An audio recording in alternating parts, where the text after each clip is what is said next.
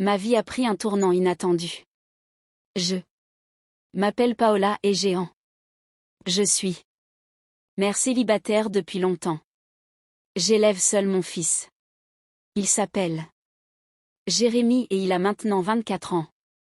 Nous avons toujours été proches, juste tous. Les deux. Nous nous entraînons dans les aléas de la vie. Un soir, un imprévu s'est produit. Jérémy avait l'air très fatigué et m'a dit qu'il ne se sentait pas bien. Il avait beaucoup travaillé et beaucoup étudié. Il semblait épuisé. Je lui ai dit qu'il pouvait s'allonger sur mon lit s'il voulait se reposer. La nuit était froide et notre maison a mis du temps à se réchauffer. Alors, je l'ai recouvert d'une couverture. Au début, cela semblait normal, juste une mère et son fils. Mais ensuite, en m'allongeant à côté de lui, je l'ai senti se rapprocher. Il devait essayer de se réchauffer et je n'y ai pas prêté attention. Mais il m'entoura de ses bras, me serrant doucement contre lui. Comme il le faisait plus jeune. J'étais un peu surprise mais je laissais faire. Il avait probablement juste besoin de réconfort. Je pouvais le voir près de moi, sa position stable. Allongé là, je sentis la respiration de Jérémy ralentir comme s'il s'endormait. La pièce était si silencieuse que j'entendais mon propre cœur battre. C'était étrange mais aussi apaisant. Je ne bougeais pas, ne voulant pas le déranger, et je me disais que c'était juste une mère qui réconfortait son fils. Mais au bout d'un moment, il bougeait, se rapprochant encore plus de moi sous la couverture, je sentis son bras m'entourer légèrement et je me figuais un instant, incertaine de ce que je pensais. Une partie de moi voulait dire quelque chose loin de moi, mais une autre partie restait immobile. Il y avait une tension dans l'air que je ne pouvais ignorer et je ne savais pas pourquoi je ressentais cela. Puis, quelque chose se produisit qui me surprit. J'ai senti quelque chose de dur sous la couverture. C'était inattendu et mon cœur s'est mis à battre plus vite. J'ai essayé de rester calme et de me rappeler que ce n'était que mon fils. Peut-être qu'il ne s'en rendait même pas compte. Je suis restée allongée là, essayant d'ignorer les sentiments qui commençaient à monter en moi. Je me suis dit que ce n'était qu'un. C'était juste un moment étrange et gênant qui finirait par passer. Mais au fil des minutes, j'ai réalisé que les choses avaient changé et que je ne savais pas comment gérer la situation. Jérémy est resté près de moi. Sa respiration était régulière, mais je sentais la chaleur monter entre nous. J'aurais voulu bouger, dire quelque chose de léger pour briser la tension, mais les mots ne venaient non pas. J'étais prisonnière de cet instant, incertaine de ce que je ressentais vraiment. Puis Jérémy a légèrement levé la tête pour me regarder. Ses yeux avaient une douceur que je n'avais jamais vue auparavant, un regard qui me rassurait et me rendait nerveuse à la fois. En même temps, il n'a rien dit, mais il semblait me demander si tout allait bien. J'ai essayé de sourire, espérant que cela apaiserait cette étrange sensation, mais en vain. Cela ne fit qu'épaissir le silence. La main de Jérémy resta posée sur la mienne, ferme. Je sentais la sienne doucement, presque distraitement. C'était un geste si petit, mais chaque contact semblait réveiller quelque chose en moi que je ne pouvais ignorer.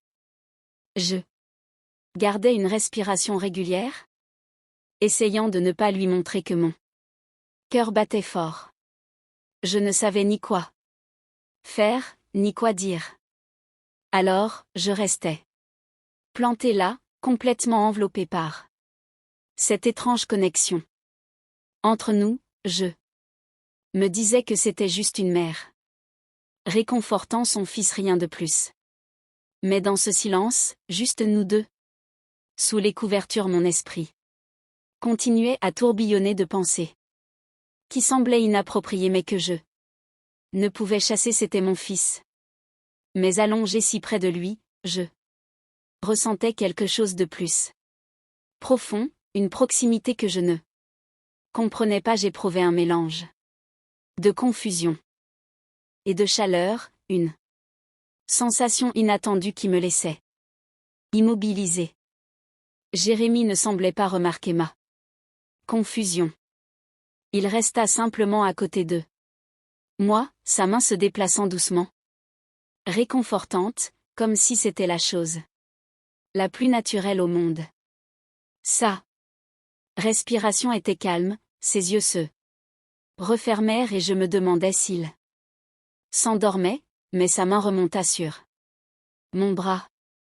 Je frissonnais, je me ruais sur moi et il ouvrit les yeux, me regardant droit dans les yeux. Il y avait une question dans son regard, comme s'il me demandait si c'était bien, si je ressentais la même attirance angélique que lui.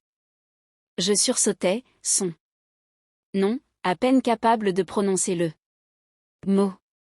Je voulais qu'il s'arrête, qu'il s'éloigne et crée une distance, mais je ne pouvais pas bouger.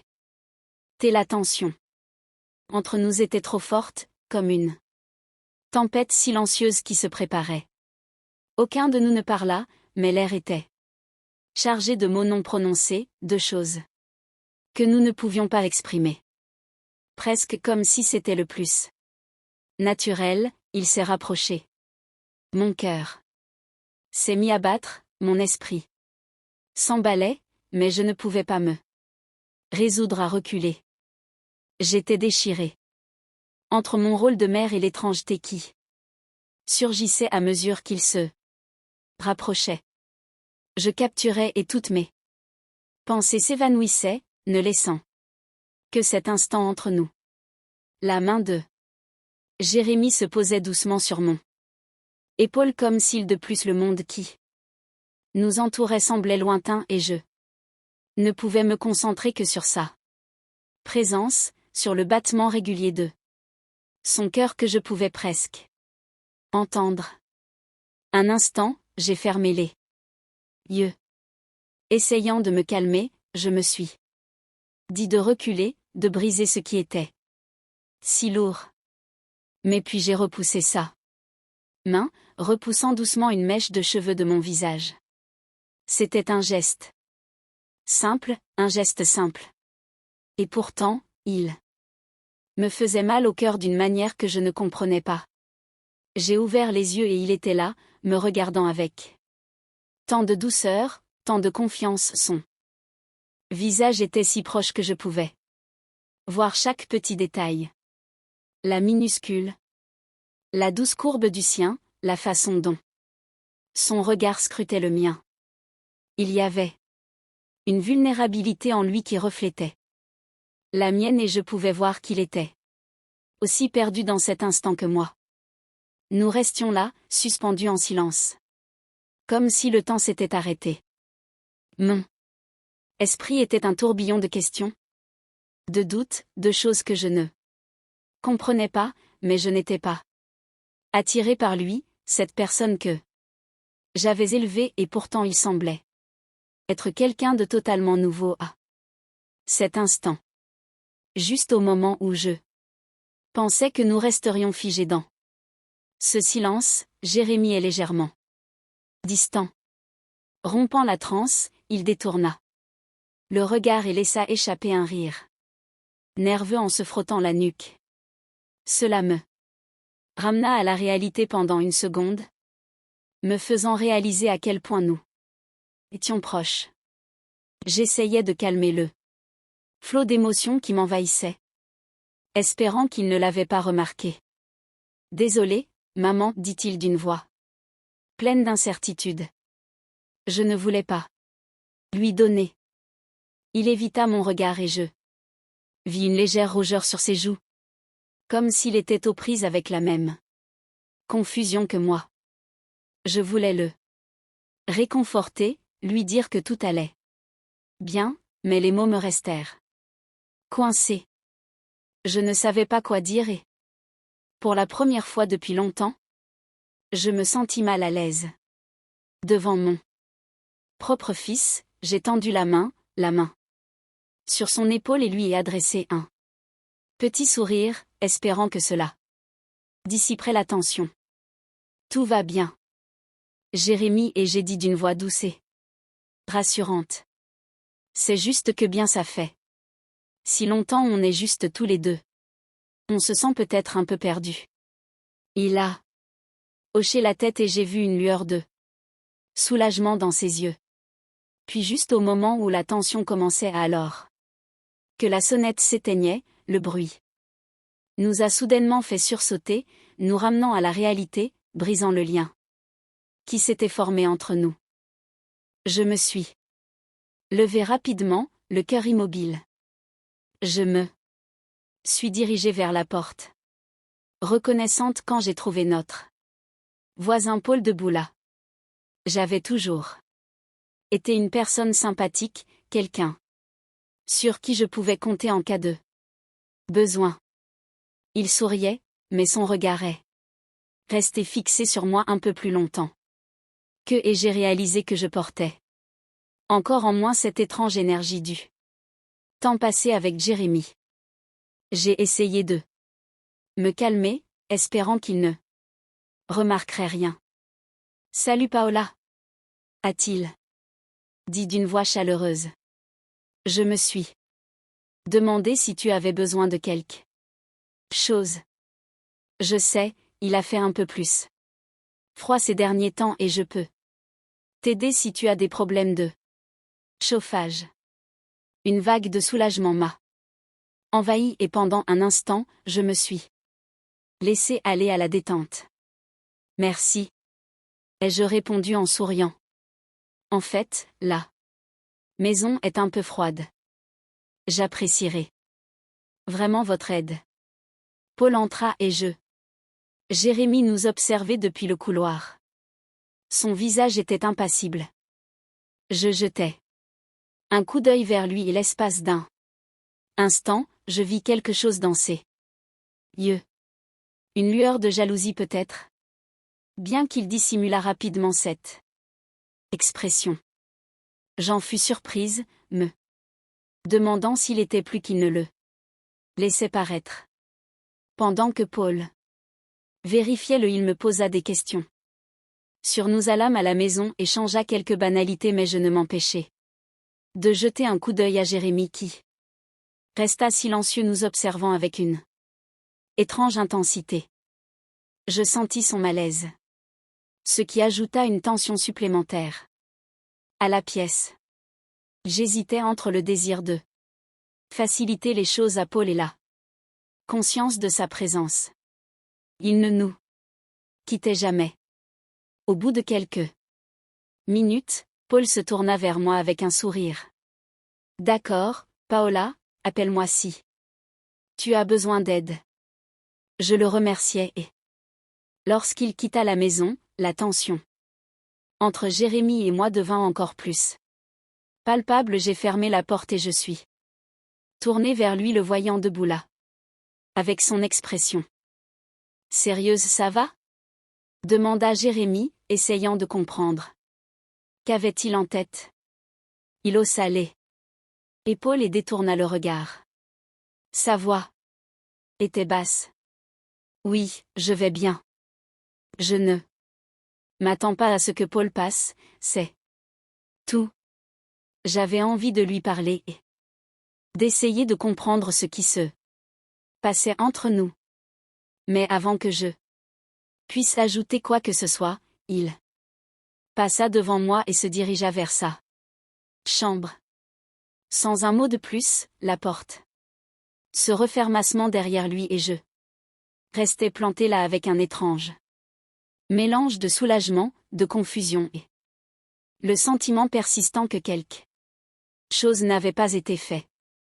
Je restais là à fixer la porte fermée de Jérémie. Un vide que je ne parvenais pas à saisir. Je comprenais tout ce qui venait de se passer, ce que nous avions partagé, la façon dont il l'avait fait. Quand Paul était là et cette tension inexprimée qui semblait sur le point d'exploser à nouveau. Je suis allé dans ma chambre et je me suis assise au bord du lit, repassant chaque instant dans ma tête. Je savais que je ne pouvais pas ignorer cela éternellement, mais je ne savais pas non plus comment y faire face. Puis j'ai entendu frapper légèrement à la porte. Mon cœur a fait un bond. Je me demandais si c'était Jérémie qui revenait. Entrez, ai-je dit, en essayant de garder une voix calme. Jérémie a ouvert la porte et est entré dans la pièce, le visage impassible. Il est venu s'asseoir à côté de moi, les yeux baissés sur ses mains. Nous sommes restés un moment en silence, l'air lourd de tout ce qui n'avait pas été dit. Mais maman, a-t-il finalement commencé? Sa voix à peine murmurée. Je ne sais pas ce qui se passe. Je suis désolée si j'ai rendu les choses étranges tout à l'heure. Il a eu du mal à trouver ses mots. J'ai posé ma main sur la sienne, la rassurant un peu. Ça va? On est peut-être juste. Peut-être qu'on est tous les deux un peu perdus en ce moment. Ça fait si longtemps qu'on aime plus tous les deux et parfois les choses peuvent devenir confuses. Il a hoché là. Toujours fixé, puis il a levé les yeux vers moi, les yeux remplis d'émotions que je n'arrivais pas à déchiffrer complètement. Mais c'est différent, a-t-il dit doucement, presque comme s'il avait peur de l'admettre. Je ne savais pas comment réagir. Mon cœur se serra de la même confusion et pendant un instant, je songeais à le prendre dans mes bras et à lui dire que tout irait bien, mais je ne savais pas si c'était ce dont il avait besoin ou si cela compliquerait encore les choses. Alors, je restais là, laissant le silence parler. Pour nous deux, finalement, je pris une grande inspiration et le regard. Jérémia, peut-être qu'il faut juste prendre du recul et réfléchir. Cela dis-je doucement. C'est normal de se fermer, mais c'est aussi normal d'avoir besoin d'espace pour exprimer les choses. Il hocha la tête, mais ensuite, dans un geste surprenant, il posa sa tête sur mon épaule comme il le faisait plus jeune. Cela m'apportait un réconfort. Mais avec cette étrange haine que je ne pouvais ignorer, mon cœur s'adoucit et mon bras s'entoura de lui, le serrant doucement contre moi dans un geste qui se voulait réconforter. Même si je savais que les problèmes entre nous n'étaient pas complètement résolus. Pour la première fois depuis un moment, comme si nous n'avions peut-être pas besoin d'avoir toutes les réponses. Tout de suite. Nous pouvions résoudre les choses étape par étape, les découvrir ensemble, même si c'était compliqué. Et tandis que nous assions là, simplement l'un contre l'autre, un sentiment de calme, une lueur d'espoir. Silencieuse que quoi qu'il arrive, nous trouverions une solution. Ensemble. Nous sommes restés assis comme ça. Tranquillement, comme si toute la confusion entre nous pouvait disparaître. Simplement en restant proches.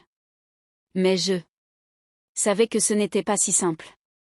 La distance entre nous était réconfortante, mais aussi déroutante, comme une surface qu'aucun de nous ne pouvait ignorer au bout d'un moment. Jérémie leva la tête et regarda le visage sérieux de ma mère. Je ne sais pas quoi faire de ça, dit-il, d'une voix légèrement tremblante. Je ne veux pas nous compliquer la vie, mais je ne peux pas l'ignorer non plus.